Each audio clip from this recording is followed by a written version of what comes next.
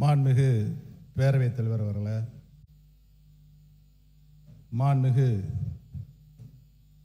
எதிர்க்கட்சி தலைவர் அவர்களுக்கும், மாண்புமிகு புதிதாக பொறுப்பேற்றுள்ள மாண்புமிகு முதலமைச்சர் அவர்கள் தலைமையிலான புதிய அரசுக்கும், இங்கே அமர்ந்திருக்கின்ற சக சட்டமன்ற உறுப்பினர்களுக்கும், எங்களின் பேச்சுக்களை கேட்டு ரசிக்க மாடத்தில் வந்து அமர்ந்திருக்கும் பார்வையாளர்கள் அனைவருக்கும் முதற்கண் எனது வணக்கத்தை தெரிவித்துக் கொண்டு எனது உரையை தொடங்குகிறேன்.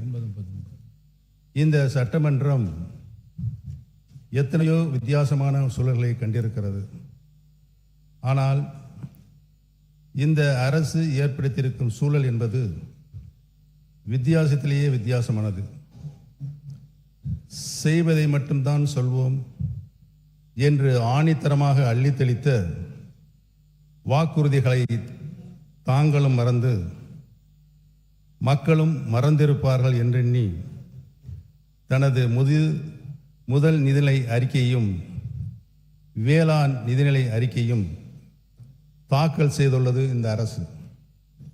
அதிலும் பெயர் மாற்ற பட்டியல் போல் வெளியான இந்த நிதிநிலை அறிக்கை தேர்தலின் போது சொன்ன கஜானா காலி என்ற பிரச்சாரத்தை கேள்விக்குறியாக்கிவிட்டது. இதை பார்த்து ஆச்சரியக்குறியில் கூட விக்கித்து நிற்கின்ற சூழ்நிலை இன்றைக்கு ஏற்பட்டிருக்கிறது. இந்த அரசு ஆட்சி பொறுப்பேற்ற பின் அரங்கேறிய காட்சிகளை நான் திரும்பி பார்க்கிறேன். மாண்புமிகு முதலமைச்சர் அவர்கள் துறை ரீதியான ஆய்வுகளை மேற்கொண்டார்கள். பட்ஜெட்டுக்கு முன்னதாக மீண்டும் ஆய்வு செய்தார்கள். மாண்புமிகு அமைச்சரவை கூட்டம் நடந்தது. அதில் இந்த தேர்தல் அறிக்கையில் சொல்லப்பட்ட வாக்குறுதிகளுக்கான செயல் திட்டம் உருவாக்கப்பட்டுள்ளது என்ற செய்தியும் வெளியானது. அதற்கு வெற்றி தமிழக திட்டங்கள் என்றெல்லாம் அலங்காரமாய் பெயர் சூட்டப்பட்டு அறிக்கைகளாகவும் வெளிவந்தது. ஆனால் இப்போது தாக்கல் செய்யப்பட்டுள்ள நிதிநிலை அறிக்கையோ ஏமாற்றத்தின் வடிவமாக இருக்கிறது. திருப்புகின்ற பக்கமெல்லாம் நம்முடைய திராவிடல் மாடல் அரசின் சாதனை திட்டங்கள் தான் ஜொலித்து கொண்டிருக்கிறது. மக்கள் மனதில் நிலை கொண்டுள்ள எங்கள் தலைவர் முத்துவேல் கருணாநிதி ஸ்டாலின் அவர்கள் உருவாக்கிய திட்டங்களே புது உருகொண்டு நிற்கின்றன. இதில் புதிய அரசின் திட்டங்களை தேடுகிறேன் தேடிக்கொண்டே இருக்கிறேன். தேடுவது எனக்காக அல்ல, மக்களுக்காக. புதிய அரசு அமைந்திருக்கிறது. புதிய திட்டங்கள் வரும் என்று நம்பிய மக்களுக்காக. கலைஞர் மகளிர் உரிமை திட்டம் பெண்களின் வாழ்வாதாரத்திற்கும் சுயமரியாதைக்கும் துணை நின்ற திட்டம். 1000 கைகள் நீட்டி ஆதவனை மறைக்கலாம் என்று கனவு காண்பது போல அத்திட்டம் பெயர் மாற்றம் கண்டிருக்கிறது. ஆனால் ஆளுகின்ற அரசு தேர்தல் அறிக்கையில் சொன்னபடி உரிமை தொகை உயரவில்லை. இனிப்பூட்டும் இன்பச் செய்திகள் வரும், ஆண்டுக்கு 6 கேஸ் சிலிண்டர்கள் வரும் என்று நம்பிய மகளிர் அது குறித்த அறிவிப்பு கூட வரவில்லை என்று பாவம் ஏமாந்து நிற்கிறார்கள். கல்வி ஒன்றே யாராலும் திருட முடியாத சொத்து என்பதை எல்லா தருணங்களும் எடுத்து சொல்லி கல்விக்கும் மாணவர்களுக்கும் பொற்காலமாக விளங்கிய திராவிட மாடல் வழங்கிய ஒளியில் இந்த அரசு நடைபோடும் என எதிர்பார்த்தோம்.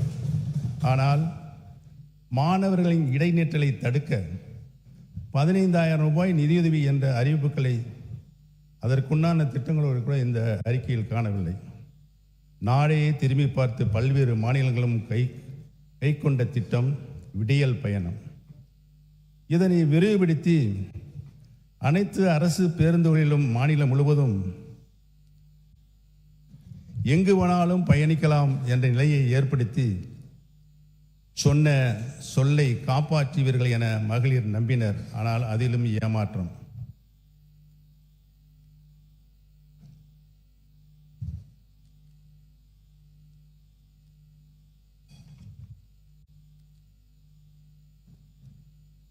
இந்த பேரவையில் நான் ஒழித்துக் கொண்டிருக்கிறேன்.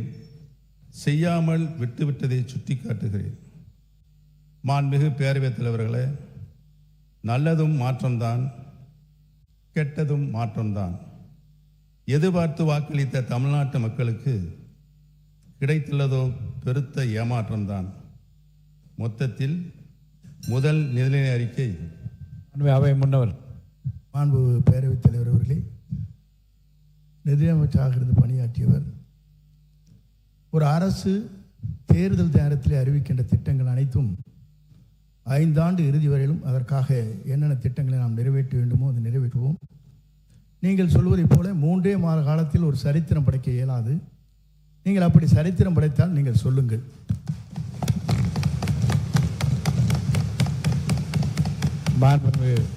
உறுப்பினர் சொல்லுங்க. நீங்கள் பேசலாம்.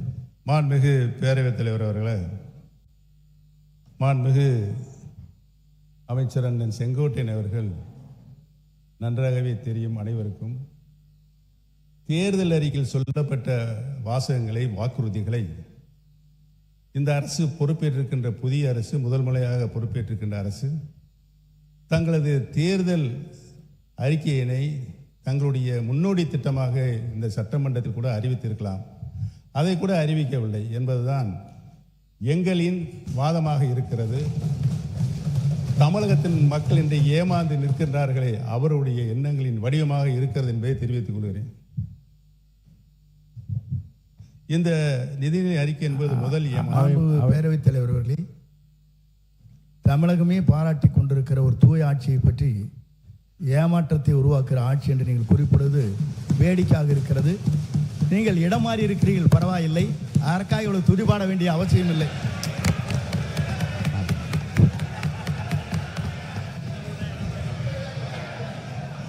மாண்புமிகு பேரவைத் தலைவர்களே, அந்த இடத்தை அவர்தான் முதலில் மாற்றியவர் என்பதை நான் இங்கு தெரிவித்துக் கொள்ள கடமைப்பட்டிருக்கிறேன்.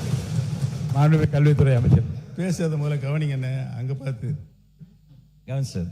மாண்புமிகு பேரவைத் தலைவர் அவர்களே, மதிப்பிற்குரிய முன்னாள் முதல்வர், பாசத்திற்குரிய சகோதரர் மூத்த உறுப்பினர் அவர்கள் பேசும்போது இடத்தை முதலில் மாற்றியவர் நம்முடைய அமைச்சர் என்றார்.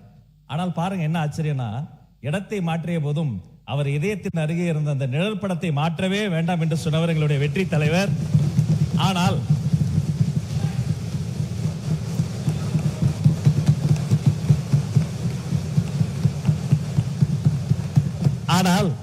அண்ணனுடைய பாக்கெட்டை பார்க்கிற பொழுது இடமும் மாறி இருக்கிறது, இதயமும் மாறி இருக்கிறதோ என்று தோன்றுகிறது.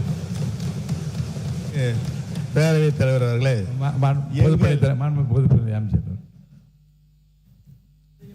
எங்கள் மாண்புமிகு பேரவைத் தலைவர் அவர்களே, எங்கள் அண்ணன் செங்கோட்டையன் அவர்கள் இடம் மாறி இருக்கலாம்.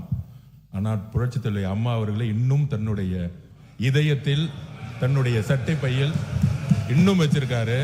ஆனால் புரட்சித் தலைவர் அம்மாவால் முதலமைச்சராக்கப்பட்டவர் இன்றைக்கு அவருடைய சட்டப்பையில் யாரோட புகைப்படம் இருக்கிறது தமிழ்நாட்டு மக்களுக்கு தெரியும். அமைச்சர்களுக்கு பதில் சொல்வதற்கு நேரம் இருக்கிறது, காலம் இருக்கிறது. நான் பேசி முடித்தவுடன் நீங்கள் சொல்ல வேண்டிய கருத்தை சொன்னால் அனைவரும் ஏற்றுக்கொள்ள. அடுத்தது நீங்க பேசலாம். எங்களுடைய இதயத்தில் நிலையாக வைத்திருக்கிறோம். திராவிட இயக்கத்தினுடைய பரிணாம வளர்ச்சியாக பேரறிஞர் பெருந்தகை தந்தை பெரியார், பேரறிஞர் அண்ணா, முத்தமிழறிஞர் கலைஞர், புரட்சி தலைவர் மக்கள் தலைவர் எம்ஜிஆர், மாண்புமிகு நல்லாட்சி நடத்திய அம்மா அவர்கள், இவர்களை எல்லாம் எங்கள் இதயங்களிலே நாங்கள் என்றைக்கும் எங்களுடைய கடைசி காலம் வரை வைத்திருப்போம் என்பதை தெரிவித்துக் கொள்கிறேன். படத்தை காட்சி ஏமாற்றுகின்ற பழக்கம் எங்களுக்கு இல்லை என்று தெரிவித்துக் கொள்கிறேன். அவை முன்னவர். மாண்பு பேரவைத் தலைவர் அவர்களை, 3 முதலில் முதலமைச்சராக இருந்தவர் அம்மா காலத்தில். அவர் இப்போ அதை எப்படி பேசிக் கொண்டிருக்கிறார் என்பது நாடென்று சிரித்துக் கொண்டிருக்கிறது. இருந்தாலும் கூட நான் சொல்கிறேன், புரட்சித் தலைவரும் புரட்சித் தலைவர் அம்மாவும் எடுத்த திட்டங்கள் என்ன, அவர்கள் அரசியல் ரீதியாக சொன்ன வார்த்தைகள் என்ன? இருங்க சொல்லி முடிக்கணும். இருங்க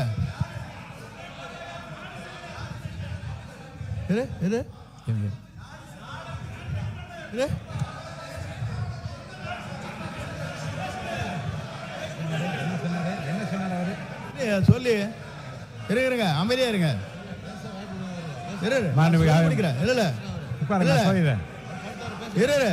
ஏனுங்க நான் சொல்ல முடிக்கவே விடுங்க. உட்காருங்க உட்காருங்க, நான் சொல்ல போறேன், முடிவு சொல்ல போறேன். உட்காருங்க. இல்லைங்க நான் என்ன உட்காருங்க.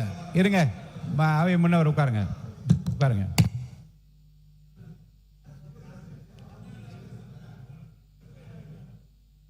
நாடே சிரிக்கிறது என்ற வார்த்தை அவைக்குள் நீக்கி விடுகிறேன். மாண்பு உறுப்பினர் அனைவருக்கு ஒரு செய்தி. மாண்பு உறுப்பினர் முன்னாள் முதலமைச்சர் பேசுகிறார். நல்ல நயமான நல்ல கருத்துக்களை நகைச்சுவையாக எல்லாம் ரெண்டு பக்கம் மாறிக்கொண்டீர்கள். இந்த பிரச்சனையை தூட்டு விட்டு அவரை நான் பேச அனுமதிக்கிறேன். தொடர்ந்து பேசலாம். மாண்புமிகு பேரவைத் தலைவர்களே,